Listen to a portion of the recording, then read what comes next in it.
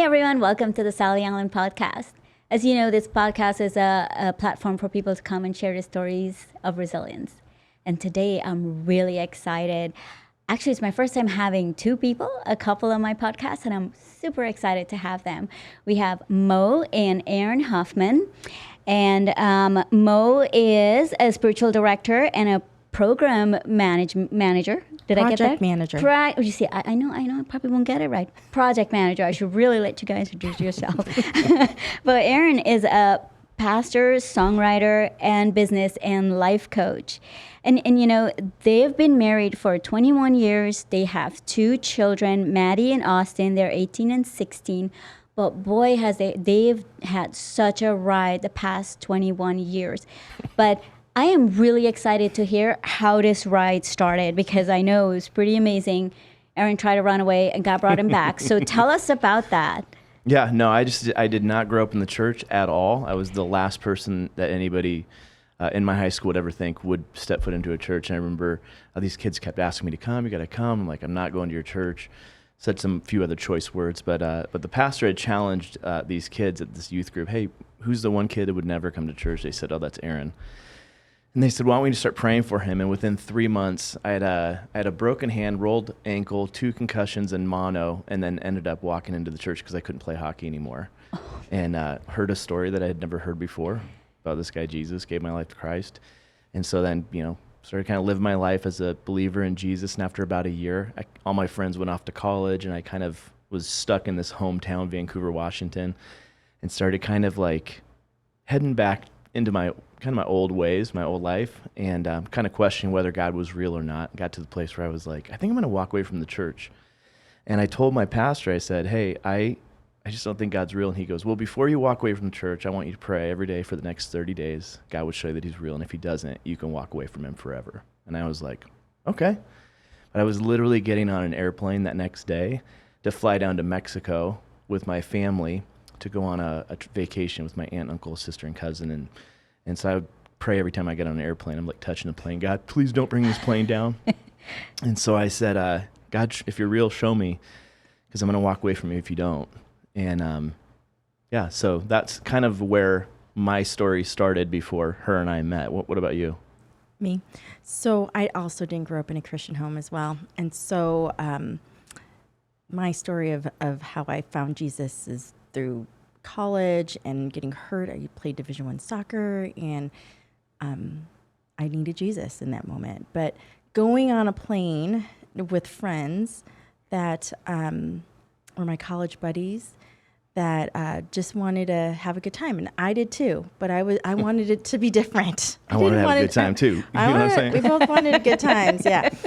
But I wanted something different, and so my friend asked me to go to Mexico as well. And so I get on this plane. I'm like, what's going to be different about it? I go down. We have something to eat at the local whatever bar. And I was nervous. I was nervous about what this was going to look like. Am I going to fall back to old ways? I didn't want to do that. That addiction of, that lifestyle, I just didn't want to live that anymore. Mm-hmm. And so I get up on this parasail. And I wanted to get away from the scene. So I get on this parasail and I get pulled up further and further up and up. And I felt like God was saying to me, you're afraid of that little dot in that space of those people and what they think of you or what they don't think of you or what you're afraid of that. All right, look how much bigger I am. Look at what I control. Look at this ocean, the jungle, whatever. There's nothing for you to be afraid of. Just be you and go down there and enjoy your time. And you don't have to live the life that you did before. You can enjoy it with these friends. So I go down and I was super excited and I get down there and we had the best time. So we go that night to this bar. But right the day before that, so I fly into Mexico and my plan was like, whatever happens, if I end up in jail in Mexico, I'm down for it. Whatever. It's like, I'm telling you, I'm going to just keep it PG, but like I was like making a hard right. You're ready to go hard right. So you weren't following that 31-day challenge? No, I was. Yeah. But I was just being authentic in who I was at that point. So I was going to pray it. Like, okay, I'm going to pray. God, show me that you're real. But my plan going down here is this. Uh-huh. And it was like, whoever I end up, whatever hotel up, where whatever happens is basically the whole point. So We end up at this place called Kalua's, and we walk in. It's my family, and so we're all sitting there, and it's like 2-for-1 happy hour.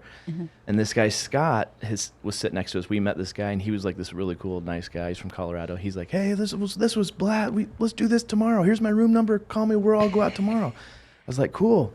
And so the next day at about 10:30, I don't remember what time it was, but I call him, and he goes, "Meet me tonight at the Zoo Bar at 10:30. I was like, "Okay." So I'm 19. I hop in a cab, just like, tank top, super tan, bleached white hair. I go down to this club. I walk in. He's sitting here. I sit down and start talking to him. And like in my mind, I'm like half, intoxicated. And I'm like, "You're here to meet as many girls as you can." And so I said, "Hey, Scott." So I turn around, start talking to these 4 girls. "Where are you guys from?" They're from Chicago. I said, "Oh, that's really cool." Again, I'm telling myself, "You're here to meet as many girls as you can." I said, "Scott, talk to this girl. I got to go to the restroom." So I get up and I leave.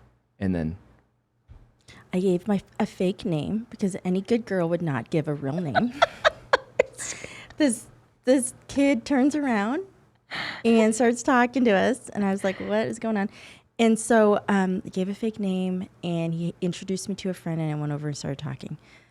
It was a great conversation. This guy quickly knew there was something different about me.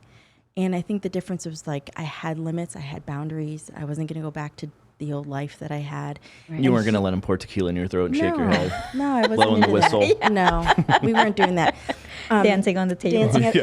I'll dance on the tables. That's You what? That was fun. I totally would dance on the yeah. table. So anyway, I had this great conversation. He was fine. He noticed there was something different about me. And 2-drink limit, we can have a good time. Let's go out and dance on the dance floor. And he was like, "Hey, I feel like, do you go to an evangelical, biblically based church?" And I was like, "Yeah, I kind of do." And that was like, wah, wah. For this guy. But I got on the dance floor and started dancing, and I turned, and then all of a sudden this dude. But I'm up in this like VIP section. I had met a professional hockey player, which was the coolest thing in the world for me, because I played hockey. And so I'm looking down, I'm like smoking a cigar, have the champagne, and I'm like talking to this guy, and I'm like, my insecurities and who I was at that point, I'm looking at the girl out there, and I know that if I walk up, she'll talk to me because I just got done talking to her. But I was like, "Bro, see that girl? Maybe I could walk up and she'll start talking to me immediately." And he was like, "No way, dude." And I was like, "Watch."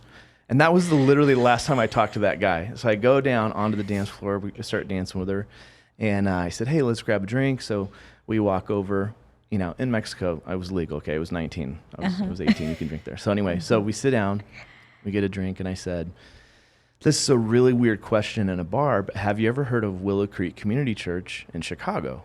And she goes, "That's my church." And I was like, "What?" She goes, "Yeah." She goes, "You're a Christian?" And I was like, "Yeah." And she's like, "You smoke?" And I was all, Not anymore. "No, And there's nothing wrong with whatever. If you smoke, it's fine. My point was, I was like, "Not anymore, I don't." And so she goes, "Well, hold on a second, but do you serve at a church?" And I was like, "Yeah, I serve in the student ministry." She goes, "I serve in student ministries." And I was like, and then it clicked. I was like, wait, hold on. I'm supposed to be in Chicago at that church right now at a student ministry conference. But because I had walked away from the church, I came down here with my family. And it all just kind of started clicking for me. Yeah. And so I was supposed to be there. And she goes, "I was supposed to be serving at that conference that you're supposed to be at right now." Oh my gosh, that's so cool. And so for me, I had to like back up and go, like kind of tell my story of where I was and how kind of I started walking away from the Lord, just kind of feeling like, I don't know, I just don't feel like he's real. I don't hear him, And so I was praying, "God, show me that you're real, or I'm going to walk away from you." And then I was praying, "Lord, just keep me safe." I would rather go. It would be easier for me to go back into the same old ways and boundaries that kept me going like that. What's insanity? Not that for me personally, it was insanity. Right. I wanted something different for my next season of life. I was 24. Aaron was 19. I had just He just graduated high school. He just went to prom, and I graduated. She just got her career.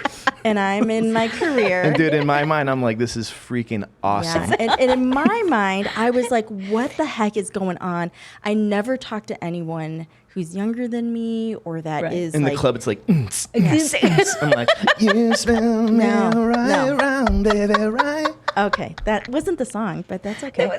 What was the song? I don't know. knows? You, Turn around. okay. She said that We're was not singing. Anyway, so I just knew like what was going to keep me, that kept me talking to this guy was that he was authentic. He was real. He shared he was vulnerable. He allowed me to just walk with him and talk with him about where he was in his life. And I was like, that is so refreshing because everyone's just wants to throw their identity of this like I was 24, so everyone's like their career, all this stuff, and it was supposed to be impressive. But what was impressive to me was that this guy was just searching like to just be who God wanted him to be. You know? Yeah, and I was, and for me, it was when she said, "Yeah, I'm from Willow Creek," and I'm like, "I'm supposed to be there right now," and she's like, "I'm supposed to be there right now too," but these girls called me a couple days ago and asked me to come here, and it just started clicking. Where I was like, God is in the details, the smallest details of our lives, even when we don't see it, that he's working, that he's gone before us, that he's orchestrating these things, putting these pieces together. And it's like, at some point, I hope to make a movie about this because it's literally insane. But you just kind of see these two lives coming together that have no idea that they're going to meet. Yeah, because I'm from the Midwest. I'm from Illinois. And I'm from Washington State. And so The likelihood at all. But I meet Scott the night before. Out of all the places that we go to this one place, sit in that one section, and that guy, there's some guy named Scott who like says, "Here's my room number. Call me tomorrow. Let's all hang out." We call him. He says, "Meet tonight at this place at 10:30." My family stays home. I get in the cab. I walk in. The only seat that was available was where I sat. Could have turned around and talked to these people, but I turned and talked to the girls that were behind me. Yeah. And out of the one that I talked to was closest to me, it was like, what are the odds of all these things happening? Like if you were like mathematically try to figure out the equation, it's impossible for those things to happen without somebody orchestrating it. And so it was a way for God to show me that he's real. And I just happened to get the girl of my dreams. Awesome. That's such a blessing to hear. And to realize it, Aaron, right in the midst of it when it was happening. Sometimes realization comes later, but it's all clicking to you right there. God's like, Totally. because you did try to run away from it and you just couldn't. He's like, you were meant to meet this girl. Yeah. So fast forward, you guys met, you got married, and then what? Live happily ever after? So the I crazy part, wish that would have been. but when we so moved, nice. when we first came down here to visit, we were like, we had just got married. We're sitting at a church in town, and and this guy gets up, and I remember he had sandals with socks on. That was not just thought that was weird. That's very very Northwest.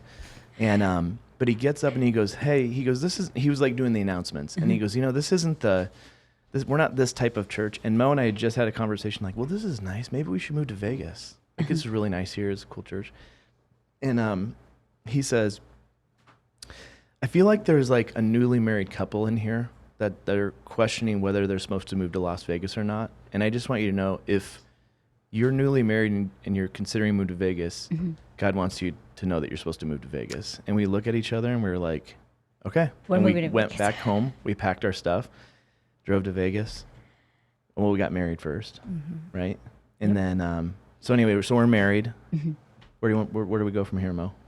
I don't know. I'm just thinking of, we were talking about this, just 21 years. What do So you 21 years experience, of right? marriage. Yeah. It hasn't been, most of it has been, in most people's eyes, a traumatic mess. In 20 moves. 20 moves. 20 moves in 21 years. Yeah. A couple different states. I go miscarriages, losing homes. Yeah, we bought our first house here, and we were like, oh, let's start buying and selling houses and make a bunch of money. Made a bunch of money on the first house, bought the second house, and really got to the place where we're like, man, we just feel like we're supposed to get out of Vegas. And within the house market started crashing in 2007. Met with a realtor, and he says, if you sell your house today, you have to pay $11,000. We're like, what? And so that was like December 11th, December 24th, Christmas morning, 2 a.m. A car runs through our backyard at 100 miles an hour, and the guy dies in our backyard. Oh my God. House was boarded up for 4 months, and just the most insane traumatic thing that you can experience. It sounded like a plane crash. And couldn't move because the house was all a mess. So during the house being boarded up, it had dropped like $70,000 in value.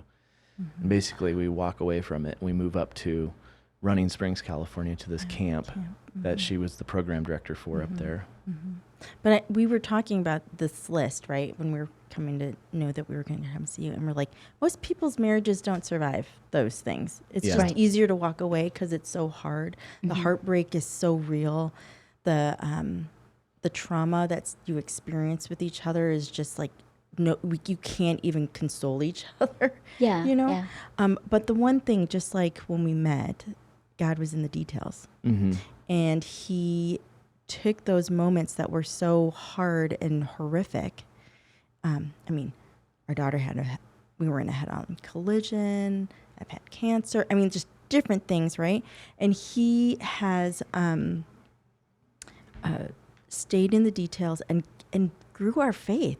We had to do those like come to Jesus moments each time to say, no matter what, God, you're still good. No matter what, you still have a plan for our life. I mean, like literally just, and I think that he does this in everybody's lives. I just wonder if sometimes we don't see it, Yeah. right? Like where he shows up Yeah. and you're like, oh, wow, that's fascinating that took place and this just took place. Like she just said, the car accident, when we're in the mountains and she has our only car. Nobody else is at the camp that day. And so I'm home. She's like, hey, I'm heading home right now. It's a 2-lane mountain road. She's like, I'm heading home. Be home in like 5 minutes. And then randomly out of the blue, a car pulls up into the camp. And it was a friend of mine that I hadn't seen in like 4 years. He had never even been there before. He just knew that we worked there. So he pulls up and I'm like, what are you doing here? He's like, oh man, we're just out for the day, just driving around. He's like, they're from Orange County. It's like a 2-hour drive. I was like, oh, that's cool. It's like, you want to stay for dinner? He's like, yeah. I said, Mo's going to be home in a few minutes. We have a babysitter coming. We're going to go get sushi. You should come with us. And he's like, great. And then 20 minutes go by and she's not home yet. And then I get a phone call. This lady's like, hey, your wife's been in a head-on collision. You need to get down here now. And I was like, hey, Devin, I need you to I don't have a car. Can you take me down to my wife's car accident right now? If he wasn't there, I wouldn't have been able to get to them. So we get in the car. We're driving down there, pull up to the scene. I get out of the car, and the car's completely mangled. But before I got there, I called the lady. I said, I need you to tell me what I'm going to see when I get down there. 'Cause I'm like mentally processing this. She goes, your daughter's complaining about her stomach. Your wife's fine. Your son's okay. I was like, okay. What about the other guy? And she's like, I don't think he made it. And so we get down there. I get out of the car. The police officer says, he goes, I don't go to church. He said, I don't understand this. He goes, but the fact that you're walking up here right now and your wife's alive, it's a miracle. Wow. Can I ask you, like, and we've talked about you guys coming on the podcast and you've gone through so much. Like, it's so traumatic. We'll need like hours to go through it. But what were the lessons in that? Because we know, as scripture says, God works all things together for good. So what are some of the lessons? What are some of the things that came out of that increased your faith and say like, oh God, we know you are present. You're here. What are some of the things that came out?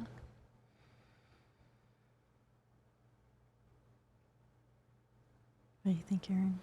I think that what I always go back to is when I'm like struggling with those kinds of things where I'm like, okay, God, where are you at in the midst of this? Like, so when I'm walking up to that car accident, I'm going, I've learned to come to the place where I go, okay, God, what are you doing right here in the midst of this? Like, I can't do anything for my wife and for my kids right now.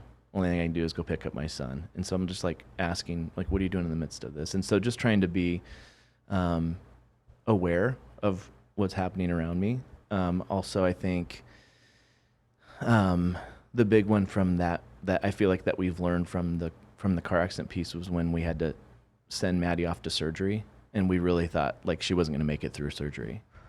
And so we remember sitting by her side, and they're like, we're going to take her into surgery and give her this medication. If it's going to either knock her out or it's going to make her turn into a monster. It turned her into a monster.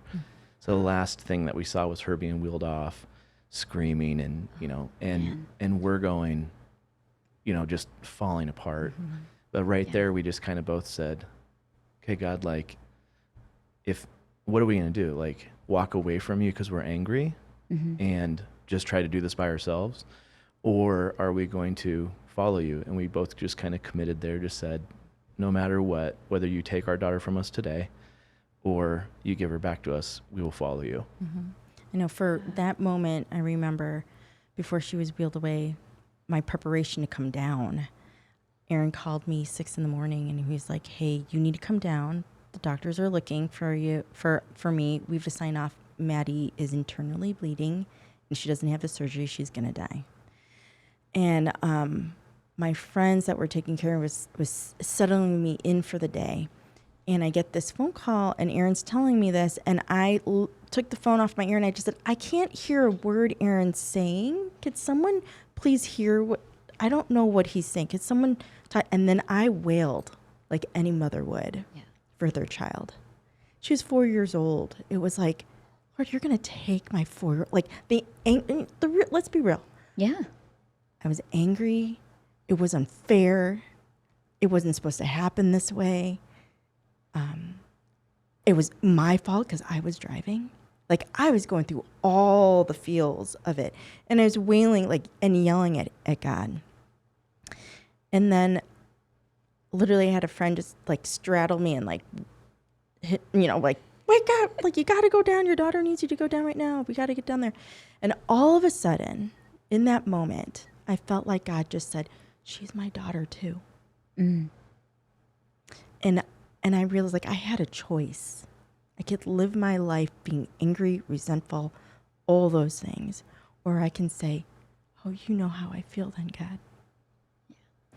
And because you know how I feel, I'm going to change my attitude, perspective to say, I don't want to live in this anger, bitter state. That's too hard. That's too much energy. But I'm going to say, thank you. I'm going to change to gratitude. I was going down that mountain saying, God, thank you for 4 years of her life. Thank you that you let me be her mom for 4 years. When I see her, like, just let her know that I love her. Sorry, it's been so long and I'm still emotional about it. But I think that taught me that God's in control no matter what. And he's good no matter what. Even though that doesn't make sense and the unknown and uncertainty is so real and it's so heavy and it's easier to rely on my own self. But knowing that someone in the details, even from when we met, is still here with us, even when it's tragic and it's hard and it's unfair and it sucks and I don't like it, that he's still in control and can make something good out of something horrific. Wow. I have to say, like, you guys are strong in your faith because that paradigm shift right there at the hospital to say, Lord, you giveth and you taketh, but blessed be the name of the Lord. It's just amazing and it's so inspiring. And Mo, and I know we're close to dads too, but as a mom, like, just coming to that conclusion, like, okay, that's my daughter too. And to receive that, because most people in that place of anger won't receive that. So I find that to be very, very inspiring. So Maddie's doing okay now. Oh my! She's we're going to drop her off at college up at Westmont College. Ah, thank God. She's going to be a freshman this year. I mean, right after her accident, the doctors were like, how is this girl, like, she's 20% of her pancreas and she's like this massive athlete. This amazing... No food issues, no issues, shots, no... Total miracle, complete miracle. And so we definitely celebrate every moment that we get with her. We celebrate every moment that she is out there doing her thing. It's been fun. We're grateful. And now it's time for her to go. It's time for her to go, right? But as, let her go. But as Christians too, nest. right? There's also, I know you had your shift there and you're like, oh, Lord, yes, whatever. But tell me, what else have shaken your faith? Like over the years, I know, Mo, you had cancer. Yeah. Was your faith shaken again? Or do you say steady Eddie, like for anybody who's listening, how do we encourage them? Oh gosh. You stay in the moment of whatever comes your way. I mean, after her accident, I think we had 2 miscarriages. I definitely went down a road of depression that just locked me in. And I think just even recently that I've been able to be free from all that heaviness of that. And the cancer. I think this last one, because it's just been a year, is the most recent. I mean, Austin had issues, head injuries, all these different things. I mean, our kids just kept getting things happening. Financial crashes happening all over us, moving job to job every 3-4 years. It's just like, Lord, I can't handle. I mean, I think I would be pleading, like throwing tantrums. Lord, I can't do this again. Like, why? And then I stopped myself and then said, because we'll be obedient and faithful to you. And you're asking us to go and walk alongside people that could have been hurting just like we were. And we can have a story to tell and share and give hope and encouragement along the way. And I always just think too, like I don't know, we've never really questioned any of the moves that we've ever made. I mean, there's been a bunch, like different, we moved to the mountain from here and then down to the Pasadena and then, and I think that I always just try to live in that 100,000 foot perspective of like, I can't see what he's doing, but I know that he has gone before us. I know that he is working out, the details, if we seek first his kingdom, like he's going to, things are going to work out, right? It's not like, I'm not going to drive my Porsche 911 and I don't have one. I wish I did. If anybody wants to give me one, you know what I'm saying? And, but like, just, I don't know, just that 100,000 foot perspective going, knowing that when we sense that he's moving us or calling us to do something, that we're obedient to it because we can't see what he's doing in the midst of it, but I know that he's working. So from that high view, and we say sometimes we don't know why things happen in our lives, and we don't know why we have to go through this trial. Have you guys seen some of the reasons? You've gone through so much. Have you seen, like, I had to go through that to get here? Or now we understand why we had to go through that. Have you experienced some of that? I think so. Yeah, I mean, I would have to say, too, that we do life with people. And so... we love people and we do life with people. And because of that, we didn't stay isolated. It would be easy with all the things that happen to us to just isolate ourselves. But instead, we allowed people in to be a part of the joys, the pains, the all of it. And I think that helped us to get through it.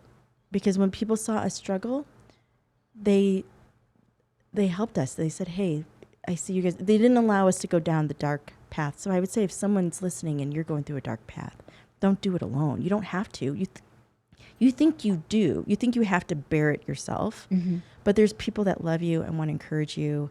And even for you to be able to speak it out loud into the universe helps so much. Like to be able to say, hey, I'm struggling. It's unfair and I hate this. Are you going to hate me now? Are you not going to talk to me ever again? No, I'm going to walk with you, having companions. So I think 21 years, knowing that I could be that real and honest and straightforward of how I'm thinking has helped us in our faith and allowed people in to do that too. Well, and I totally went ADD and forgot your question. What was the question was, sometimes we say we'll never know why we go through different things in life until we're standing in front of God. Have you guys, have you witnessed some of that? Like we have to go through this in order for that. And one thing like comes to mind as I think about it, Mo said something was Maddie's story. She's a miracle, and you get to share that with people. But what are some other ways you've seen like we had to go through this in order, for this to happen? I think that us sharing our story and obviously this being, played, people are going to listen to it and be able to connect with it at some point, right? Like that's the hope. And so I don't have like a specific, I'm sure she probably does, but like to say, I know that when we went through the car accident, or when she went through the car accident, that, Facebook had just basically launched, and I had just put it out there like, hey, just want to let you know this is what's going on. Please pray for us. And what was interesting is we started getting like word back from people that like didn't even know friends would tell us that they were sharing it on their feeds and finding out that there was couples that were like in the midst of divorce that basically committed to start praying for us, and through them in the midst of that ended up like their marriage ended up being saved. And it's not because of like the car accident, right? But I think it's just because God used this to have them pray together, which then somehow worked out for them to work on their marriage in some specific way. And so it was one of those deals where it was like, yeah, maybe we didn't need to go through the car accident for that, but you can kind of just see in the midst of that just different things that happen. You're like, okay. And then I know that for me also, the world's so small. I feel like I'm connected to so many people that I will like talk to you and then be, in Cabo on vacation. Yeah, I mean, just weird stuff where I'll meet somebody else and like somehow they're connected to you. And it's just this like, but in different circles. And so like, it's just this big, huge thing through the past, 20, 30 years where I've just went, God, I have no idea what you're doing, but for whatever reason, you keep bringing these random people in my life that are all somehow connected in different ways. And I don't know what you're doing, but I know that you're going to do something with it. That's that makes amazing. sense. And even like just recently with my cancer, like being able to share my story, I wasn't necessarily like Facebook publishing, sharing everything, but one-on-one having conversations. And I think that helped others. Like the cancer group that I was at only had 80 people when I started, now has over 300 people a part of it. And we're helping each other in this journey of cancer. I'm a survivor. Thank you for right now, breast cancer. Thank God, yeah. But then I was able to help someone from our church be able to navigate that. And we were able to, I think that in my, and I said, I think even when we got the news that, all right, it's cancerous, we have to take some action, you and I looked at each other and said, you know what, we lived a good life. Mm-hmm. And if this is going to help someone get closer to Jesus, then we'll do it. We'll do it. He did it for us. We'll do it for for others. And so being able to take the hard parts of our lives and the traumatic stuff that's happened and turn it around to help another person is worth it. But it's not easy. It's not easy. That's this past few years with COVID and then her cancer, like that's been the hardest thing that I've ever gone through. Like, yeah. And so just kind of still working through all that stuff, but not, just struggling, but at the same time believing God's who he is and that he's working out the details, but it's not easy. And so it's just not, not kind of like, oh yeah, all these stories are perfect and they end, it doesn't lots always. of counseling. There's been a lot of counseling going on. Well, thanks for being transparent because a lot of marriage don't survive. What is that? Something like cancer or financial, anything financial. Marriages don't survive that. And you've gone 21 years, gone through so many things, and you guys have survived. Because did you at one point said, like, this is it. We're going to stand strong on our cornerstone, on Jesus, and that's our solid ground and our solid rock, right? We build our home on a rock, not a sand. Mm-hmm. Yeah, we for sure survived. I mean, we didn't think we were going to make it the first month. Oh my God. Oh my, this guy. Wait, was Aaron immature? I can see. Oh, I mean, he's the fun one, you guys. Can't you tell? He's the fun. He brings the joy. He brings the fun. Our first fight, he thought we were going to get a divorce. She locked herself in the bedroom. She locked herself in the bedroom, and I was like, okay, well, I guess this is it. And she's like, what? I was like, I made a covenant between God, our family, and friends over a shower curtain. This is not. I'm like, well, you're not even opening the door. So I just want to let you guys know, if you are just like brand newly married and you're and you're like literally in the midst of like the first year and you're going, I make the biggest mistake of my life. That's completely normal, at least for everybody that I talk to. And so you guys should definitely just know that other people are lying to you and the struggle's real. Take note, Travis. I'm taking so many notes back here. Travi. It's okay. And the thing I think we learned too is that we can do hard things. Yeah. And even though the two lives coming together was so rare. I'm like, culturally, we're totally different. Yeah. All these different blended families, it's just different. And so we just learned to say, all right, we're going to just accept each other who we are and love each other where we're at, and to create something new together. Mm-hmm. And that has been fun. So where are you guys now? And you don't have to share if you're not comfortable, but are you going through a midst of trial now? Because it seems like it's ongoing. Where are you at now? Well, I think that for me, that I'm still trying to, just in a weird season, like, just trying to figure out, through COVID, I was, had a campus over in Henderson. We had to shut that down in a new role, and her getting getting cancer. We just bought a house. And so there's just been like so much change. Maddie was getting, graduating and trying to figure out like financially, how do you get that? So there's just so much all at once. That's a lot of pressure for me to try to like, it is, right? Yeah. And so so I'm just trying to, and I'm in the midst of, like, okay, God, like right now it's weird. How do you help me figure this out? And where are you at right now? Because processing it all through and making sense of it. Yeah. How about you, Mom? You know what? I'm in a space right now where I did a lot of hard work. I went through this trauma counseling and trauma reboot course. And I really feel like with that work, I just need to be still. And so that has been good. Learning that, I have emotions and feelings, and that's okay, and I can share that, but it doesn't have to determine how I'm actually going to respond and do. Yeah. And I think even in this time right now, in this space, God is just telling me to, other people are going to rise up and take over some things. It's okay. You can be still. And so right now, today, I'm good. I'm actually really good. I have my therapy dog, Shadow, that's always by my side. So I've got the tools that are keeping me afloat, and that's it. Like being honest and real, and keeping and vulnerable with people around me, and not walking in a place where I feel like I have the eggshells, because I don't want to be hurt or hurt others, but really just saying, hey, today's not good. I'm struggling. Everyone that knows, hey, give Mo some time. Yeah. But hey, I'm having a good time. Let's go. And he's like, let's go to Cabo. Let's do it.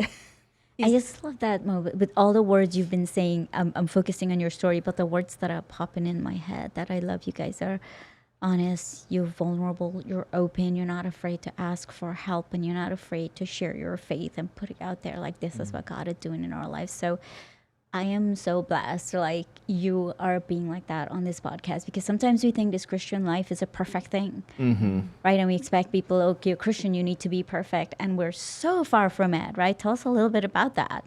Oh my God. I always just tell people we're so far from it, guys. Yes. I want to let you know. Yeah, I just think I'm just a Christian who's just a messed up person, right? Right. Like just like anybody else, I just happen to believe in Jesus. And so, when you boil it down to it, like I'm a mess in progress. That's right. We all are. Let's see, I'm the biggest mess here. Trying to navigate this life with other Christians and people. Yeah. I don't know who told us that, like, once you say the magic prayer, that everything's going to be perfect, rainbows and unicorns. Yeah. I don't know who said that, like, truly. Or that expectation was just not put what out you there. read in Scripture. It's not what you read in Scripture. It wasn't rainbows and unicorns in the Scripture at all. But maybe that's just what we hoped for or what we wanted. I don't know. But I think as you continue to go through this life and you do hard things, gosh, the strength comes from somewhere, from Jesus. But, the strength, and then you're able to go through it in a way that you count it as joy. Every time I read that scripture, I was like, count every trial as joy? Heck no. I don't want any trial. Like, where's the scripture that teaches you how to, like, get around the trial? Yeah. No, it's like you got to go through the trial in order to, persevere through stuff, to learn obedience, to grow in your faith, and ultimately learn how to trust, not just others around, because everyone's going to, fail you. I don't know how many times I looked at this guy and said, gosh, what does that mean? What the heck does that mean? Like, did you realize I have to choose to love this person even though his clothes are all over the floor? I have calendar reminders in my phone that just say, Oh, yeah. Wait, are you not perfect? I just thought you guys are so perfect. Yeah, we're so It's perfect. so perfect. I love you, right? Oh my gosh. I remember when I was like trying to help this other couple that's just getting married. And I was like, this is the real life of how to deal with marriage. Yeah. It's going to be difficult. I just want to let you know. And they looked at me just, but I love him. And I love her. And I go, you don't think I love this guy? I do. But I think we just have a different perception of what love is. And we have learned in this 21 years that God's in the details. He hasn't left us. We persevere through it all. And as we stay honest and real and not pretend, be ourselves, that it's okay.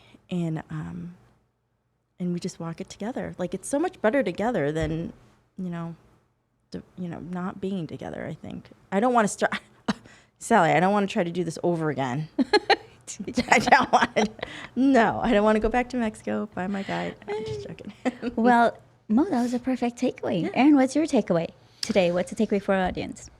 I think mine is in the midst of, I don't know what you guys are going through, but the reality in the business that I'm in, it's not a business, it's a church, but some people call it a business. But I think that the reality is that I deal with people all the time, and I can tell you that 100% of the people that I deal with all have stuff that they're going through.